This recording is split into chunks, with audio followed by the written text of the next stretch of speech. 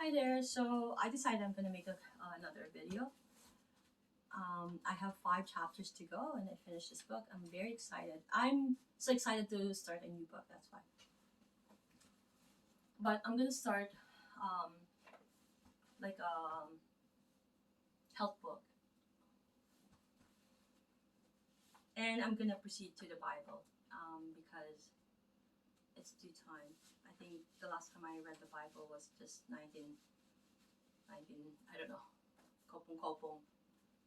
Okay, so chapter 36 is the topic for today, and it's called God Does Not Like Pride, Vanity, and Hautiness. Okay?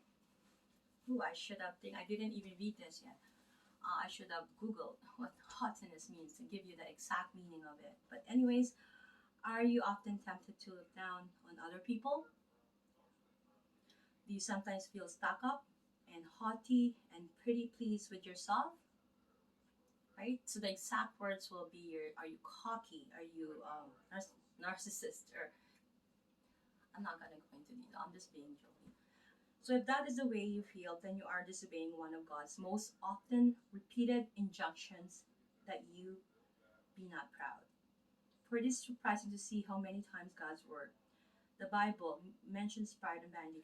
Me, I have proudness in me. Like I don't like to go to other people and get fed. like like I don't like free meals. Like if I'm gonna have free meals, it has to be my blood because you know what? They're my supporting system anyway. So if I were to go to other people, I don't want to be empty-handed. I want to give them something in return of my meal, you know, because that's my principle. That's always been my parents. You know, I'm very generous and like I like to give more than I receive, and it's important. It's important factor.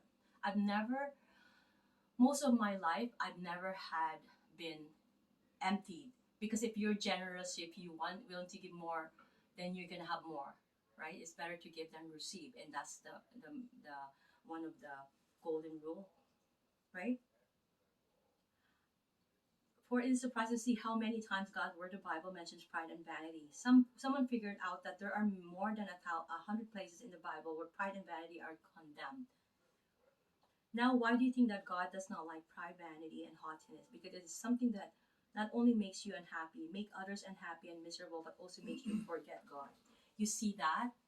If you are pride, like I'm so proud at times, not because of being cocky or because I'm not gonna say I'm not pretty because growing up I was pretty and like I've been approached with guys 30 years old, or I'm gonna things like that. It's like just grows in a way, but that has been my life.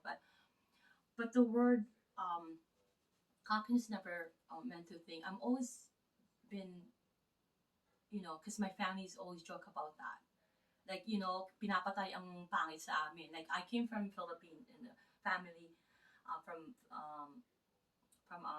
respected family.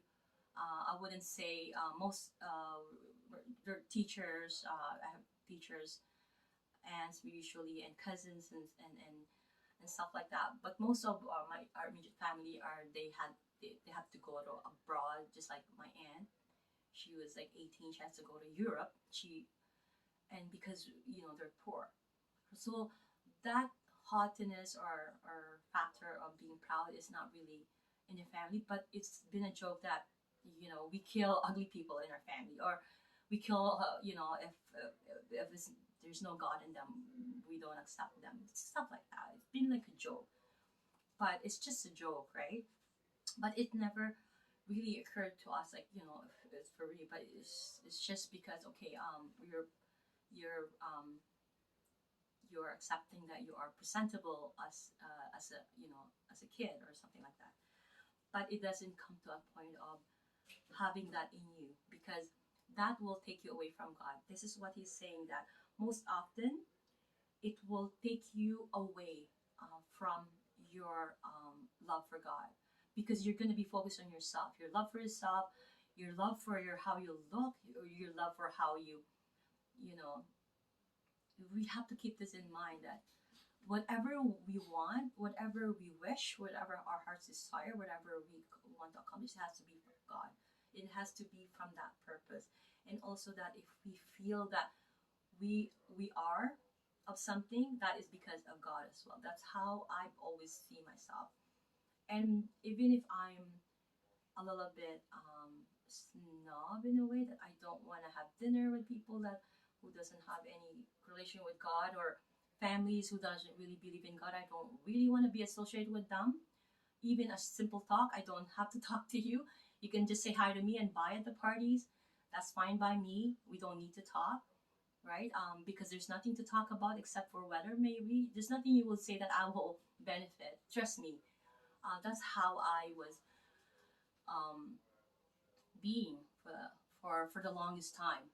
But I learned to accept. I learned it in the Bible. You have to. You cannot be a separatist. You cannot separate yourself from unbelievers. They're also human being who is lost, right? Who doesn't not know what they're doing, right? Who doesn't know God, right? So and it's your job to get them to believe God. So maybe a simple conversation could lead to that.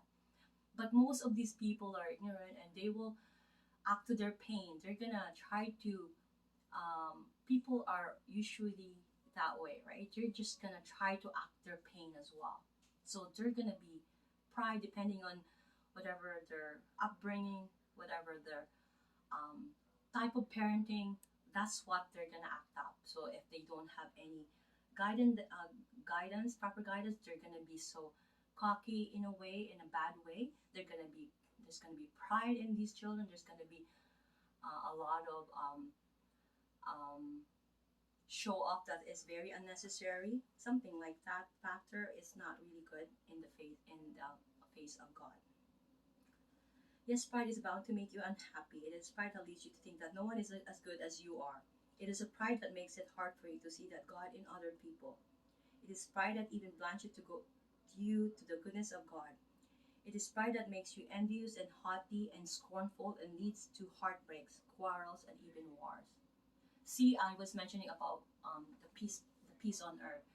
Right now, we're going through some sort of silent war.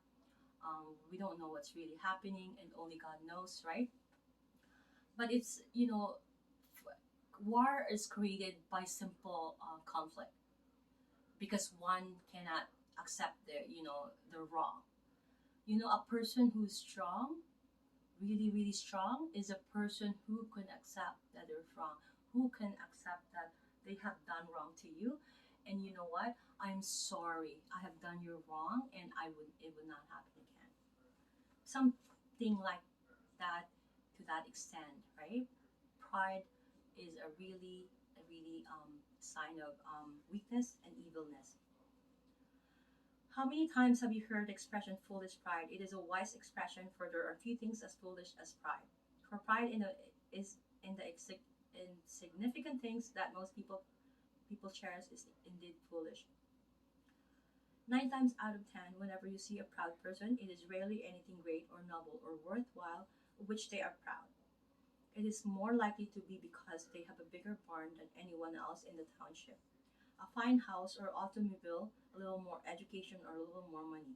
And you can see at once that all these things do not add an inch to your stature as a man or a woman or as a child of God. For pride makes you forget that unusual possessions and talents are all gifts of God, intended not to see you apart, but to make you more of a servant to your fellow man. Instead of being proud of your possessions or talents, you realize that you have a double obligation because you have been doubly endowed. There is a tale told of the master organ builder who built such an organ for the church that God gave it the gift of playing all by itself whenever any who was true and good and humble entered the church. On his wedding day, the master organ building was puffed up with pride as he thought of his wonderful genius. His bride entered the church first, and the organs burst out with joyful music.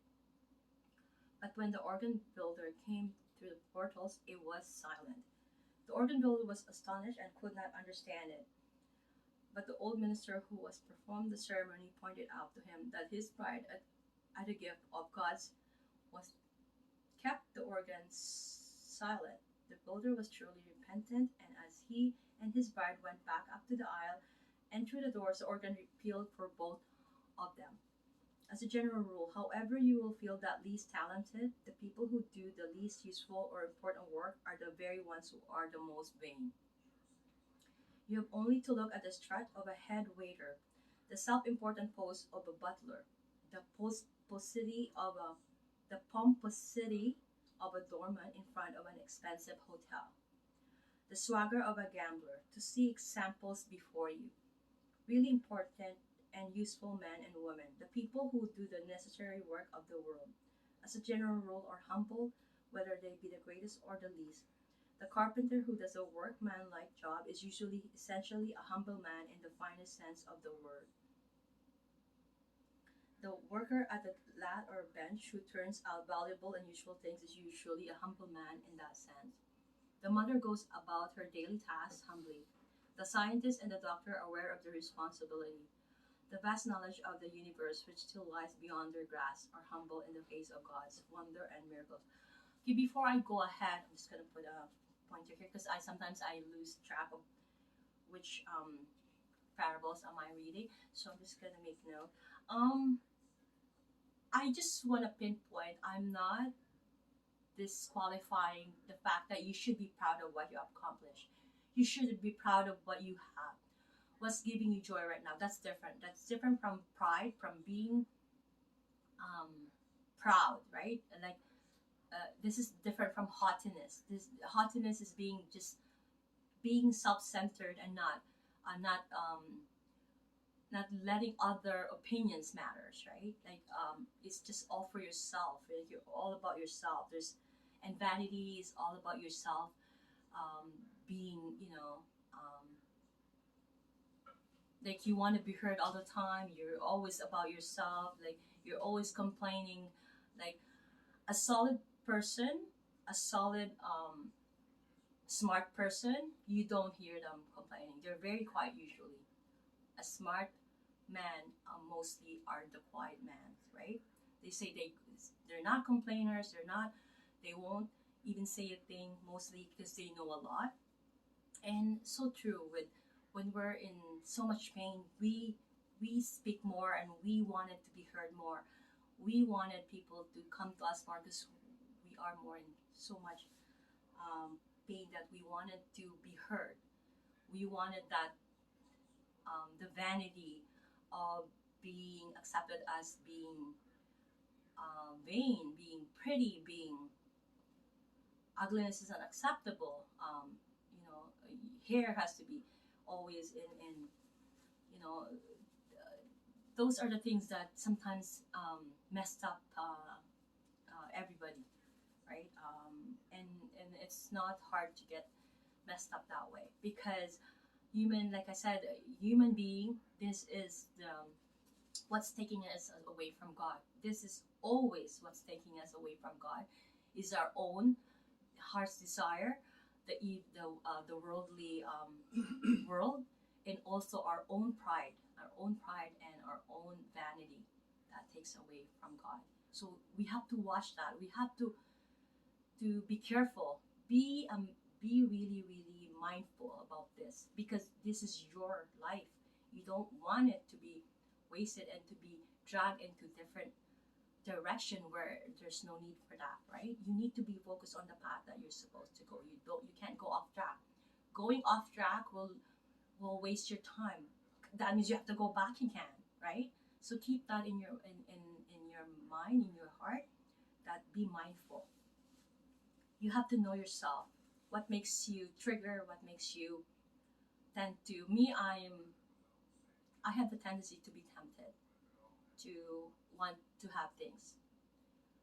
I really want nice things. I really want comfort for myself. So I'm tempted always. So I have to put myself um, on the ground and remind myself, hey, it's okay if you don't have that. But my sinful ways, because we have this kind of spirit, worldly spirit, and the that's why we have to be born again. Remember I said this?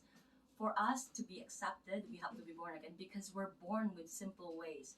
Our parents taught us to have these um, ways that it's not their fault. We must have adopted it from them, or we must have get it from our uncles and aunt who was also a father figure or a mother figure to us.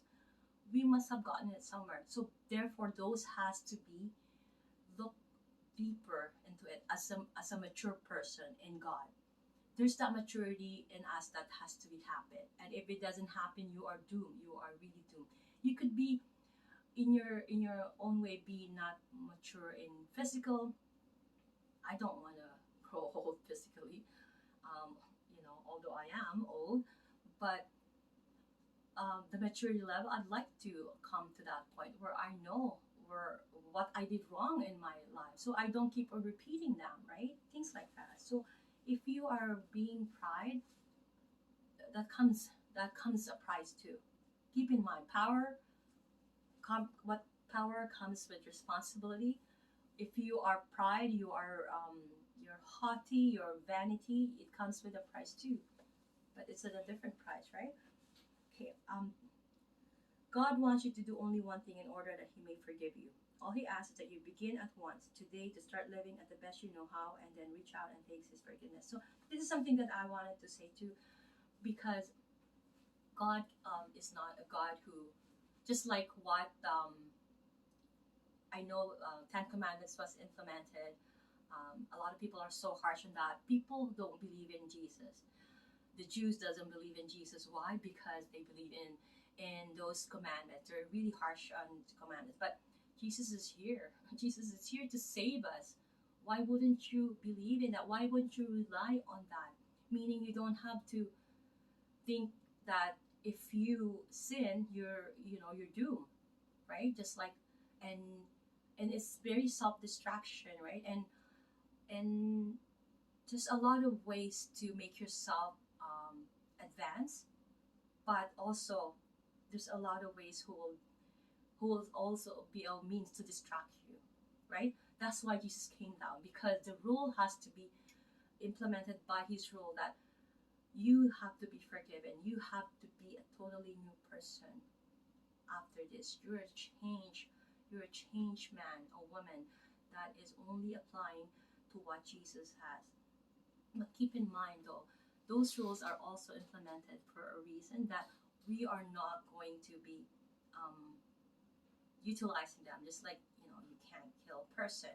You can't, he said that those are still implemented, but they are not going to condemn you just because of that. That God is a loving God.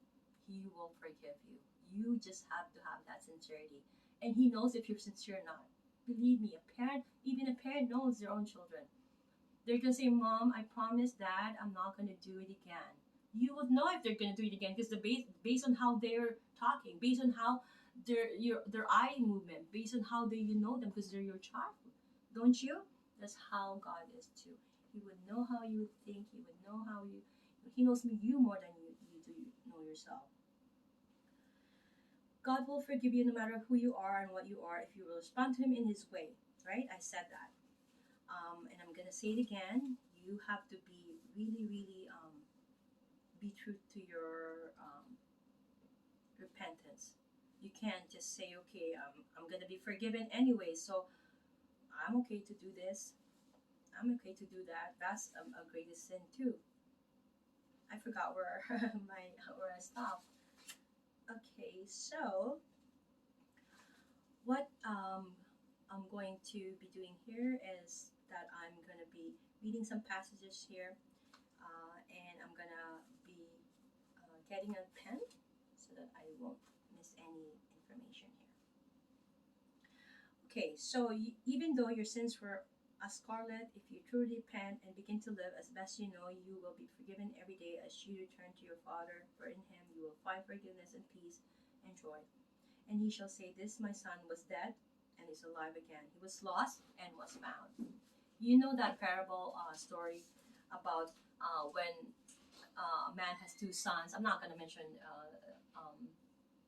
the numberings, and because I forgot them, it's been a long time, and plus I'm not very detailed with numbers, so I might say according to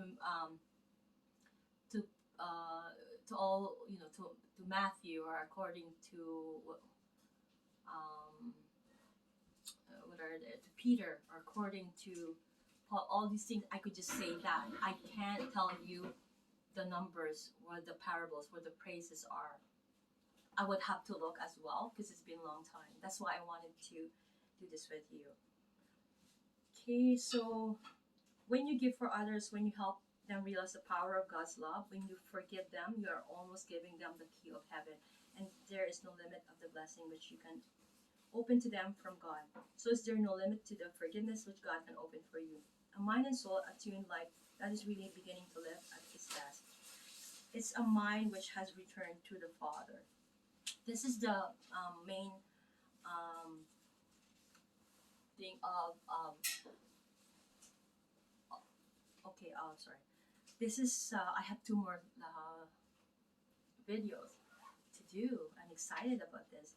So there's that forgiveness that free us mostly, not the people has to be free. Like if we're to forgive that person, we're not freeing that person, but we're freeing ourselves from the drainness of life, from pain, from being self-destructive. He doesn't want you to do that. He wants you to be a new person. Forget about yesterday. Forget who you are yesterday. Lift your head up, and you are a totally new person today. That is what born again means, and you need to do that for you to be successful in this lifetime. Please believe me when I say I'm not doing this just so. Um, I'm doing this also, of course, for me to save, but I want to help you save as well. So that's why I'm documenting this. I don't even care. I just woke up and I didn't even comb my hair. I brushed my teeth, but I wanted to finish this because I wanted the words to be out there. At least a regular person, regular. I can't pronounce it. Regular person like me, a sinner like me, is telling you that you have to forgive. You have to. You don't need to be associated with them again, but forgive them. Forgive them, for they do not know what they're doing. A lot of things have been done to me, has been said to me. I forgave them is because that is the way to go. Let us by all means admit that some of the things you did were real sins. Well, nothing that you can do now will bring back the vanished moment of wrongdoing. Under those circumstances, the only thing you can do is let the past go, forgetting the things that are behind. Okay? It is true that are many grieving sins, but so few people commit them. So few people actually try to harm others for the sake of doing harm. In so many instances, what you did was what you thought best at the time. It was not until later at the real seriousness of your action dawned upon you, and when it dawned, that it took its place in the background of your thought and mind as a sin. Sometimes we don't intend to harm people, right? We didn't want anybody to be harmed by us. That's our main. Like my aim is to do not harm. That's my as a therapist. That's my goal.